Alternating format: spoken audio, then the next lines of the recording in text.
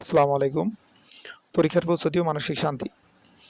আজকের ভিডিওটির থাম্বনেল দেখে বোঝা যাচ্ছে যে কোন সম্পর্কে ভিডিওটি, কি বিষয়।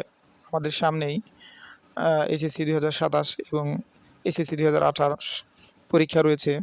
এছাড়াও এইচএসসি ২০২৭ ও এইচএসসি ২০২৮ পরীক্ষা রয়েছে। তো এই উদ্দেশ্যে তাদের মানসিকভাবে ভেঙে যেন না পড়ে, এই উদ্দেশ্যে আমার এই ভিডিওটি বানানো। অনেকে আছে যে সামনে টেস্ট পরীক্ষা বা পড়তে পারছেন না, এজন্য এই ভিডিওটি। তো আপনারা খুব ভালো করে লক্ষ্য করুন। প্রথমত হচ্ছে পরীক্ষার প্রস্তুতি ও মানসিক শান্তি ৫টি অত্যন্ত কার্যকরী ইসলামিক গাইডলাইন। তো প্রথম যে কাজটা করতে হবে সেটা আমাদের হচ্ছে নিয়ত পরিশুদ্ধ করা এবং আল্লাহর সাহায্য চাওয়া। যেকোনো কাজের সফলতা নির্ভর করে নিয়তের উপর। পড়াশোনা শুরু করার আগে নিয়ত করুন যে আপনি জ্ঞান অর্জন করে নিজের, পরিবারের ও দ্বীনের খিদমত করবেন। পড়াশোনাকে ইবাদত হিসেবে গণ্য করলে ক্লান্তি আসবে না এবং বরকত বৃদ্ধি পাবে। অর্থাৎ এটা তো আমরা বুঝতেই পারছি যে আমাদের আগে পারপাস ঠিক করতে হবে। তো পারপাসটা হচ্ছে যে লেখাপড়ার মাধ্যমে আমরা কী করব?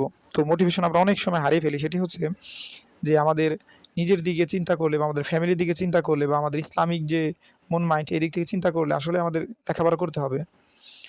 তো এর পরবর্তীতে এখানে একটি আয়াত দেওয়া হয়েছে যে রাব্বি জিদনি ইলমা, হে আমার প্রতিপালক, আমার জ্ঞান বৃদ্ধি করে দিন। সূরা তাহা ১১৪। তো আমরা সবসময় নিয়তটা আগে ঠিক করব যে আমরা আমাদের সামনে যে এসএসসি ২০২৭ বা এসএসসি ২০২৮ বা এইচএসসি পরীক্ষা, তো আমরা আমাদের নিয়তটা কী করব, যে আমাদের নিয়তটা শুদ্ধ করব যে আসলেই আমাদের সামনে পরীক্ষা। তো আমাদের ভালো করে পড়তে হবে, ফ্যামিলির কথা চিন্তা করতে হবে, নিজের কথা চিন্তা করতে হবে, একদা জাতির কথা চিন্তা করতে, জাতিকে আমি কী দিলাম।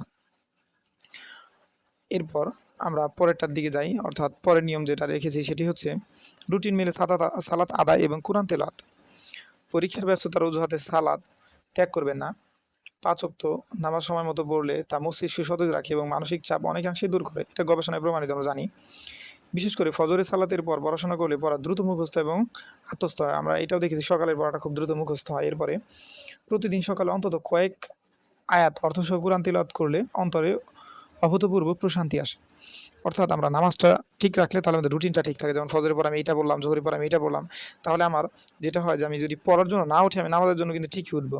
তাহলে আমার সেটা পড়াটা হয়ে যাচ্ছে একবারে। তো এই জিনিসটা একটু খেয়াল রাখবো, রুটিন মেনে সালাত আদায় এবং কোরআন তেলাওয়াত। তাহলে আমাদের লেখাপড়ায় সুবিধা হবে। ৩ নাম্বার যে নিয়মটা সেটি হচ্ছে সর্বোচ্চ চেষ্টা করার পর তাওয়াক্কুল বা আল্লাহর উপর ভরসা করা। ইসলামের মূল কথাই হলো প্রথমে আপনাকে আপনার সাধ্যমতো সর্বোচ্চ চেষ্টা ও পরিশ্রম করতে হবে।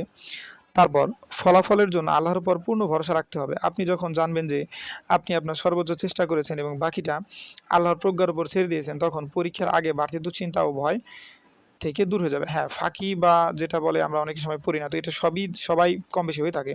তবে এটার জন্য যে আমাদের মন খারাপ করতে হবে বা আমাদের অনেক টেনশন করতে হবে এরকম না। আমি এখন থেকে শুরু করি, যতটুকু পারা যায় পড়ি, চেষ্টা করি। ইনশাআল্লাহ আমি অনেক ভালো করব।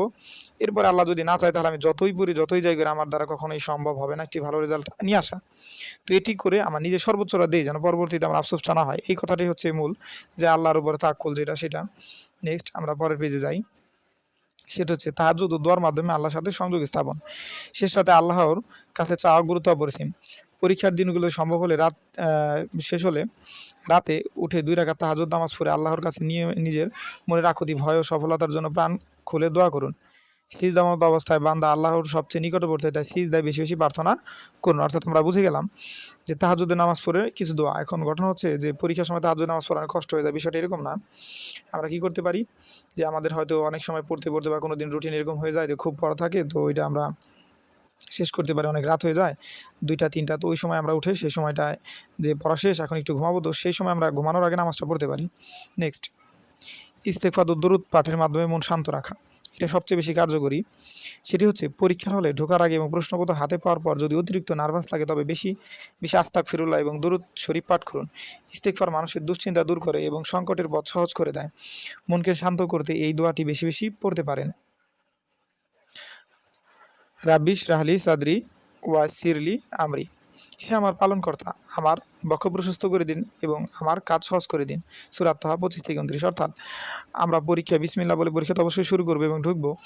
এরপরে আমরা এই দোয়াটি পড়ব। ইনশাআল্লাহ আমরা এর মাধ্যমে অনেক ভালো একটি ফলাফল এবং নিজের ভিতরে একটি ভালো একটি মোটিভেশন নিয়ে আসতে পারবো এবং যথাসম্ভব ফোন থেকে দূরে থাকবো।